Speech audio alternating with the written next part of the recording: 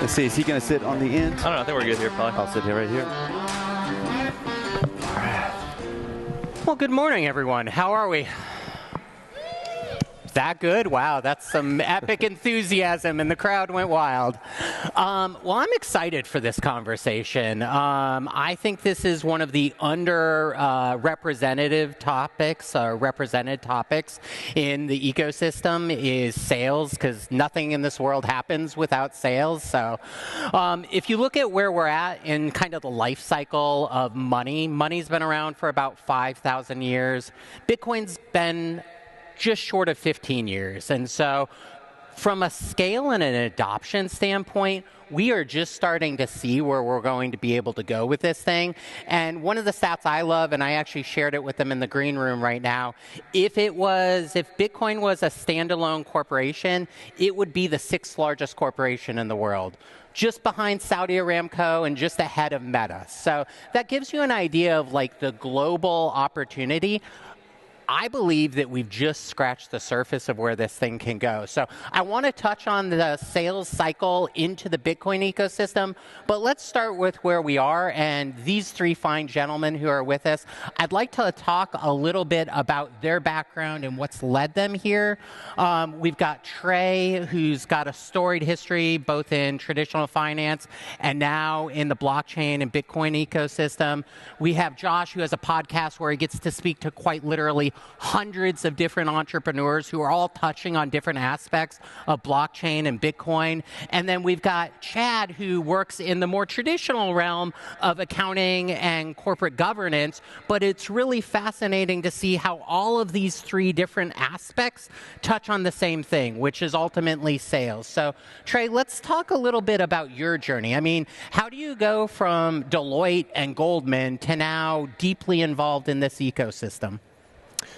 Well, yes, I do have a pretty broad and extensive background in traditional financial services and banking, but ultimately I'm kind of a Bitcoiner at heart, always was. And when I found Bitcoin back in like the 2014, 2015 days, I started getting drawn in very slowly, as most people do.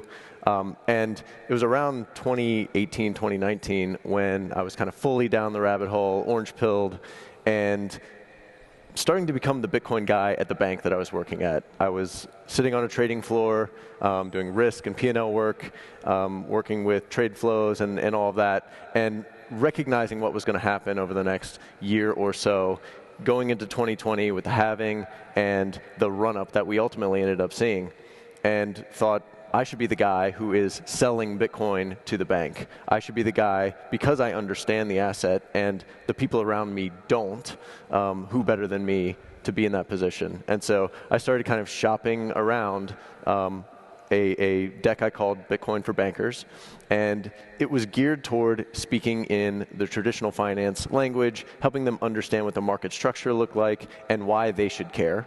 And ultimately, why they should care is because their clients would care, and they would be asking those questions. And so if you're not prepared to give intelligent answers to those questions, you are doing your clients a disservice, and you're doing the bank a disservice as well. So one thing led to another, and that was very popular discussion in the 2020, 2021 timeframe because of the bull market. And then ultimately, I found myself moving into the Bitcoin world and working directly there in the sales team at Unchained. It's really difficult to sell Bitcoin to a lot of people, especially in the traditional financial world, because they don't really understand it yet. It feels foreign to pretty much everybody who is first introduced to it. And so making sure that you're able to simplify the concepts and speak in other people's language becomes very important when you are trying to help people understand what Bitcoin is, why it's valuable, why they should care, and then ultimately, when you're working in a business within the Bitcoin ecosystem, why they should be paying attention to what you do. I love that. And I think that you're right. Often there's what I call contempt prior to investigation, where people, it's the knee-jerk reaction to say no, but once you get them to listen to what the opportunity is and where the different touch points within their existing infrastructure that Bitcoin can be beneficial, I think they really see the opportunity. Josh, you come from a completely different lens. You literally, like I said, I mean, at this point, you've got hundreds of episodes of your podcast, which you've done, which has given you exposure to probably the very earliest stages of people involved in the Bitcoin world, all the way to some of the most mature players in the space. What would you say is a commonality, and what would you say is really something that's continued to push your interest in this space and want you to, do a deeper dive? And now, today, not only are you continuing to do the podcast, but you've also gotten involved in another very fascinating platform that is built on the backbone of Bitcoin. So talk about that a little bit as well. Yeah, I mean, the reason that I keep on being interested in interviewing business owners or people who provide services to business owners like Unchained. I've interviewed Trey a couple times. The reason I do it is because I'm really interested in Bitcoin, and I think Bitcoin's going to change a lot of things in the world positively. I think that's why a lot of people are probably here for this weekend. But one of the things beyond just, Trey has spoken a little bit about Unchained. There's probably like a bit of education that needs to happen before people are ready to sign on the dotted line. Another interesting thing, though, is when I'm thinking back to like an early podcast episode with a guy named Aaron Tois of Victoria Kayak. He has this kayak rental place, small business owner, not like a massive operation. But, back in the day, this was back in, mid-2022, he was trying to sell his services for Bitcoin. And he was pricing it as if Bitcoin were 100,000 Canadian dollars. It's like a 75 to 80% discount if you pay in Bitcoin. And at that time, he had no one pay in Bitcoin. It's just because, people don't have Bitcoin or don't know. There's this education process that has to take place. And I probably need to do a follow-up episode with him a couple of years later to see how things have been. But that education piece is really important.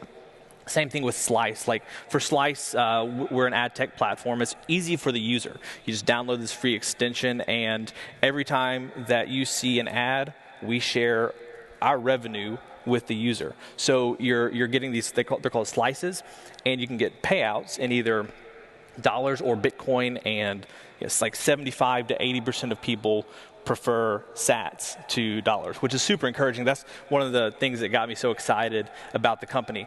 It's not hard to educate the user because they go to payout, and it's like, hey, do I want to pay or lose 4% to get dollars? Or using the Zebedee connection, I can just get sats, and not lose any of these slices. So I think that's an easy, obvious choice for a lot of people, which is why 75 to 80% of people choose sats. However, when I'm talking to people as the director of sales, talking to ad networks, they're not really familiar with the type of business that we have. They're used to just, giving a website some code. They put the code on the website, and people see ads on the website. We're not like that because we kind of go wherever the user is around the internet. So that's sort of enabled by Bitcoin. So we have this new model of business, this new ad technology approach that most people aren't used to. And so there's like this education process for more traditional businesses about how a new model, a new way of doing things using Bitcoin is possible. So that's more the education side that has to take place from my sales job. But I think the same thing is back over to like the small businesses or even much larger enterprises. You have to take the time to educate people so they feel confident about what they're doing, because a lot of people just get weirded out by Bitcoin when they first hear about it. And so I think it's just a long process of explaining and being patient with people, being cheerful, and kind of coming back time after time until they finally see what we're seeing. I think you're right. The educational component is massive, and anything you transfer with enough passion and enthusiasm, it's natural to get people excited about it. And so having stewards like ourselves and the thousands of you that are here going out into the world and having the conversations and getting the dumbfounded looks from people, I think it's important.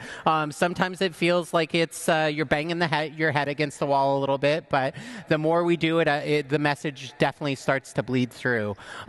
So, Chad, you come from a completely different spectrum of the world, because where we're very front-facing and cheerleaders for Bitcoin, you're certainly a champion in this space, but you're looking at it from a different, just a different lens, from the perspective of compliance, from regulatory clarity, obviously from taxation. So what does that look like to you as you're having conversations with your existing customers, but more importantly, with new customers who might not be conversant with Bitcoin?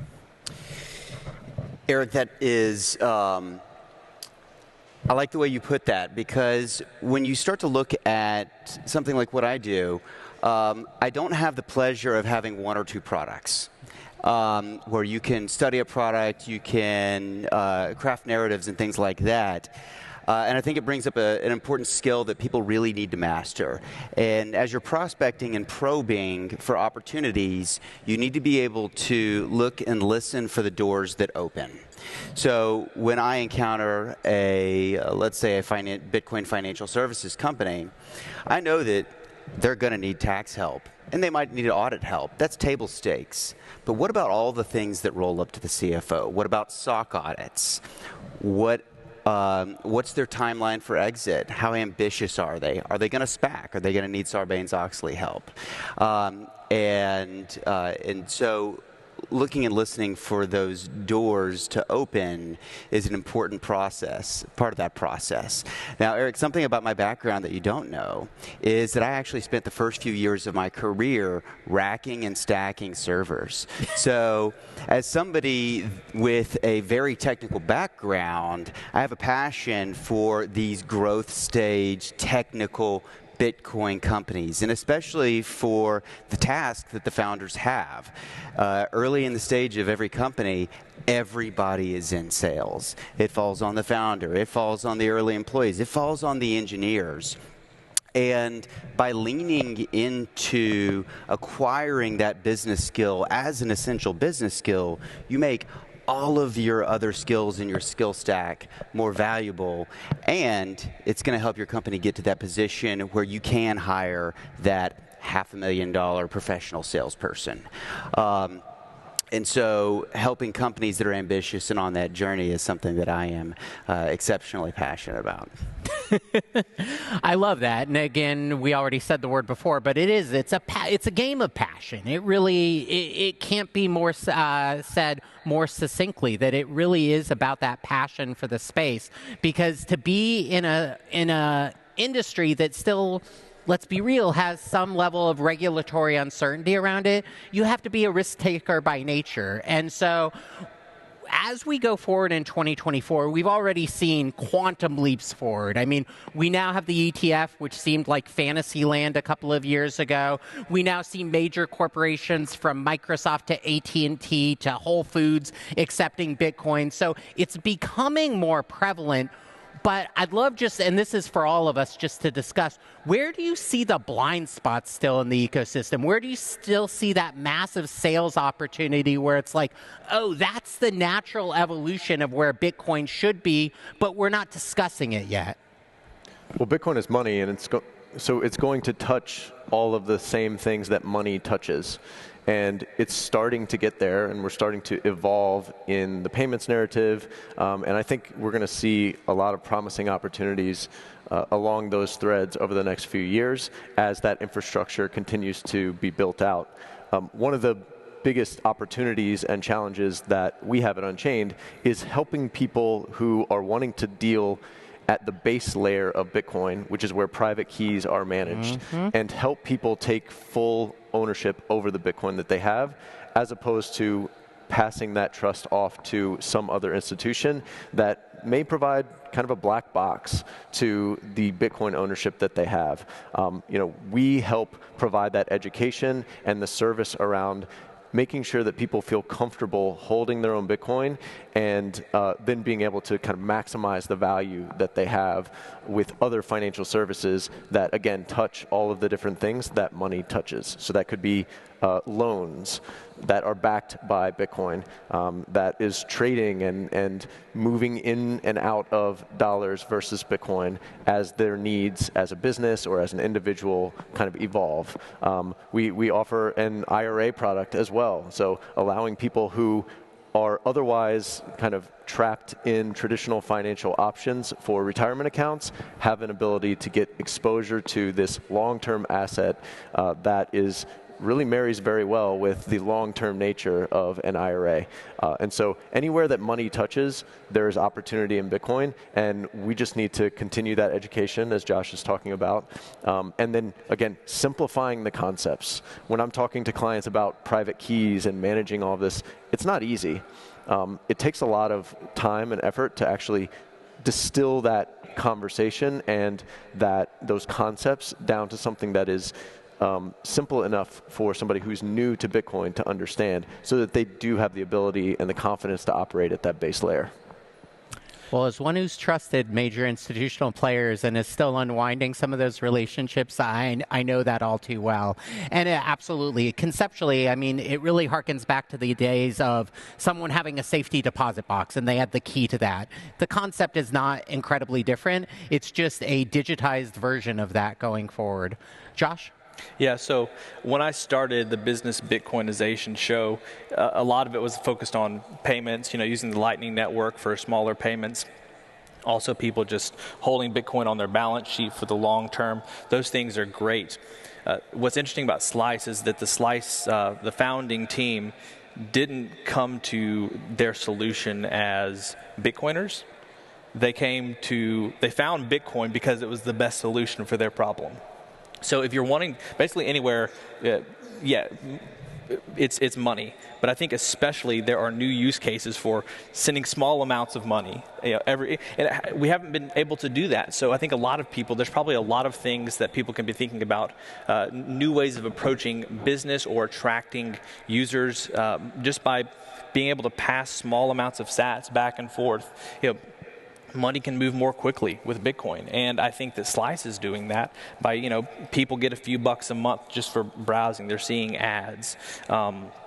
That's something that we couldn't do before. You couldn't just, give people a fraction of a penny in the past, and now you can do that. And I'm excited to see more businesses that incorporate that type of approach. They see maybe some margin there for a new business opportunity. So I think that that's an interesting thing that Bitcoin enables. And I think it takes a little while for people to fully flesh out all of the possibilities that using the Lightning Network can bring, all the incentives and things like that. So that's an additional thing beyond just, approaching originally with it's great for fast and cheap payments at your local coffee shop, and it's great to hold it on your balance sheet. Also, you can send money anywhere around the world with these tiny little fractions of a penny, and that's a really cool opportunity that people have yet to, I think, fully tap into. So we're going to go full circle, and people are going to order 2 medium pizzas with Bitcoin again, except it's not going to cost hundreds of millions. I don't know if there's probably some things that need to change before people are always using Bitcoin. Obviously, it'd be great if we don't have to pay capital gains taxes on Bitcoin, and that could change in the coming years. But I do like the fact that you can easily just move tiny amounts of money around. It incentivizes people in a way that we haven't seen before. So that's one thing I really like about Slice, and there's all sorts of other things that people are doing right now, and even more that people will be doing in the future, I think. Yeah. So, Eric, for companies that are looking to scale their sales effort in the Bitcoin world, I think what they're going to need to do first is really understand what vertical they're in. I describe Bitcoin as a peanut butter industry. It starts to get spread on a bunch of different industries as the Bitcoin network and different utilizations bring efficiency to traditional finance and other industries. So identifying what vertical you're in first, I think, is going to be an important step. Once you do that, I think you need to then start to think about what scales your effort as a professional salesperson. Now, for me at Cherry Bekaert, we do a lot of alternative asset fund audits. We talked about this backstage, where we are working with hedge funds and private equity funds and venture funds. Now, one great thing about that is that those are great clients. But each one of those clients have a portfolio of companies in other verticals, and that gives you an opportunity to find those one-to-many connections that actually give you the ability to do more work with less time. And as you identify those different areas to scale, you can start to build teams and processes around that to service those areas, and you can even build little micro verticals inside of your own company to build those businesses and build up your expertise and your ability to add value. By and large, everyone I deal with in the Bitcoin ecosystem always has where their vision is, but they have the either goal on a mountaintop or that pet project that is always lingering in the back.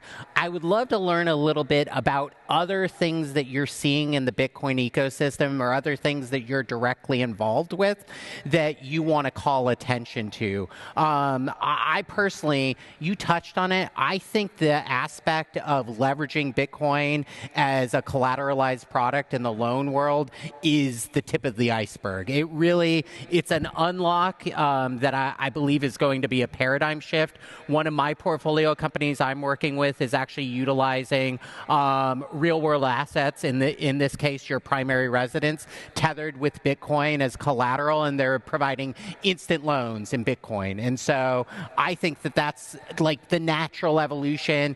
It already gives you the ability to have a dexterity with that product that generally would take, for a HELOC, let's call it 2, 3, 4, 6 weeks, and this can be done in minutes. So I'd love you all, and again, just jump in, call attention to something that you're really smitten with in the space that you're either working on directly or as one of your portfolio or client companies. Yeah, I think you're right about Bitcoin as collateral. It is pristine collateral. I was referring to the traditional world and kind of the learning curve that they still need to go through to understand Bitcoin and its value. And they understand collateral very well. It underlies the entire traditional financial system. And when they start to understand that Bitcoin can act as collateral in a lot of ways better than the traditional assets that they've been using because of its verifiability, because of its kind of 24/7, 365 ability to be settled and moved across the world, all of the things that we know and love about Bitcoin. When people start to understand that, they are going to lean into it as a collateral asset, and it's going to unlock a lot of capital coming into the space for that particular purpose. Now, there are some lessons that they're going to also have to learn about Bitcoin as a unique asset relative to other financial products or financial assets out there. Mainly that there are no bailouts in Bitcoin, and you have to be very careful with how you are managing the private keys, who you are trusting with that, and you have to be very careful around the concept of rehypothecation, and we've seen a lot of examples in the last few years of people who learned that lesson the hard way. And one of the reasons that Unchained is still around and thriving in this market of collateralized lending around Bitcoin is because we approach it in a fundamentally different way that respects the asset as it is and as it's kind of meant to be. Wall Street will be coming, the banks will be coming on the collateralized lending side, and they're going to have to learn those same lessons. Hopefully not the hard way, but we'll see. History says generally the hard way. It does. So I'm always interested in the education piece, and first of all, I'm excited to see more and more people becoming interested in Bitcoin, probably across the next 12 to 18 months. Hopefully price will continue to increase, but it's certainly just in the public zeitgeist more and more Bitcoin is, and so I'm excited about that. I think having competitive rates for Bitcoin collateralized loans would be great. That might be further down the line, but there's also a nonprofit organization I've recently become involved with called Bitcoin is Better, which is focused on Bitcoin adoption for middle-class families. And I think I think Bitcoin is for everyone, but there's a lot of value that Bitcoin can provide to middle-class and working-class families. And so that's something that I've recently begun to be involved with. And anytime I can help people to understand Bitcoin in a way that's meaningful to them is valuable to me. So everybody knows that I'm a fanboy of Unchained Capital, a client, and I refer friends and family to Unchained Capital, what they're doing with the lending product, and then especially what they're doing with bringing clarity on how in the case that you were to pass away, how do you manage moving that Bitcoin to a family member, right? So bringing clarity to that at the individual level. Now, when we get to the corporate level, we start to look at Bitcoin companies that are holding Bitcoin on the balance sheet, and there's a handful of companies that we work with closely that have started to build really robust accounting systems that help you manage cost basis, tax liability, custody, all of these different elements that as a corporation you have a fiduciary duty to report out and have visibility. Something else that really gets me excited are companies like Strike. And one thing that I think is important there is that in the case of Strike's Send Global product, they're able to move, let's say, U.S. dollars to somebody on the other end of the globe into euros or pesos or whatever, and they're using Bitcoin in the middle. And in that scenario, they're utilizing the network in a way that gives them very little exposure to price volatility. And I think we're going to start to see more of that as Bitcoin, the features, Taproot assets, Taproot on Lightning, whatever the next innovation is, start to bring undeniable efficiencies to traditional finance. People ask me if the credit card companies are going to get disrupted by Bitcoin. And my answer is that if the credit card companies are just going to sit down and let this happen to them, you're living in a fool's paradise. They are going to figure out exactly how to make money with the Bitcoin network. They are great with that. And one thing that they have that we don't have are decades of loyal customers and wraparound services that people need for online commerce and other things. So those are things that I'm looking at. I'm bullish on it. We've got a few of those in the portfolio of some of the companies and venture funds that I'm invested in. And I'm really excited to see what happens as we start to, get a little bit more signal from DC whether or not they are going to make it difficult for Bitcoin or not. I don't necessarily want DC to be passing laws about Bitcoin. I want DC to be passing laws and really reiterating things like property rights, privacy, these constitutional rights that we have that Bitcoin operates within. Mm-hmm. Well, to your point, credit card companies are already making money off the Bitcoin ecosystem, and they're continuing to lean into it. If you look at what Visa and MasterCard are doing, they have very large teams that are dedicated to the ecosystem, and they're adding to those teams actively. So it's definitely it's a point of emphasis for them. And then regulatory clarity. We've got just a minute left. I'm going to give you all just a few seconds. Sell to the regulators. And for me, it's stop driving innovation offshores. Give us clarity because we need it. Bitcoin is good for America. Adopt Bitcoin. And Bitcoin is going to be fine without America, so adopt it. Yeah. Bitcoin's going to find a way around whatever regulation you try to put into place. So unless it is in harmony with liberty and Bitcoin, it'll be a fruitless effort. Yeah. And sadly, we desperately need revenue as a country, so they need the taxation base. So anyways, gentlemen, again, we said backstage this 30 minutes would go in a blink of an eye. Lo and behold, it has. So thank you all for being here. There's a great lineup for the rest of the day, but we can't thank you enough for letting us have this conversation with you.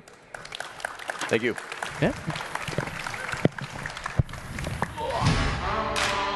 The Bitcoin Conference. We started with a dream to build a community focused on Bitcoin. It all started in 2019 in the heart of San Francisco, the first major Bitcoin conference in years that kickstarted a revolution. And then Miami, a place where enthusiasts, developers, dreamers, and innovators could come together to make Bitcoin better.